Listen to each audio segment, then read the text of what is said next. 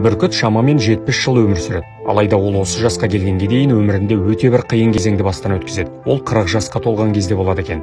Қылыштай қылшылдаған тырнақтары бұрынғыдай жемтігін бүріп ұстайтын қауқарынан айырыла бастайды. Ал қара тасты қақ жаратын тұмсығының өткірлігі жоғалып, иіліп, майысып қалады.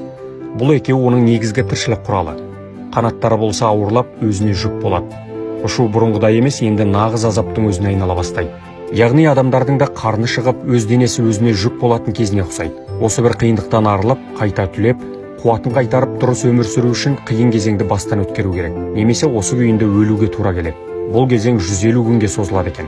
Сөйтіп ол ұшар таудың басындағы ұясына жетіп алған соң, біріншіден майысып қалған тұмсығын тас қорып сындырады. Кейін тұмсығы қайта өсіп шыққанға дейін күтеді. Екіншіден тұмсығы өсіп шыққан соң тырнақтарын сындырады. Кейін тырнақтары өсіп шыққанға дейін тағы күтеді. Үшіншіден тырнақтары өскеннен кейін қанаттарының қауырсындарын түгел жуады. Осы бір азапты кезең өткенге дейін барлығы 5 ай уақыт керек екен. Осыдан кейін 40-тың қырқасына шыққан қыран құс жаңадан қанаты қатқан бала бүркіт сияқты аспанға самғап ұша жөнеледі. Міне осылайша тағы 30 жыл өмір сүруге мүмкіндік алады екен. Осыны үйреткен Алла неткенше береді. Ал ақылы бар адам баласы ше. Жақсылыққа қарай өзгеру керек екенін білсек те, адамға тән шешім қабылдап әрекет етуден ерінеміз. Нәпсі, шайтан тағы басқа сылтауды айтамыз.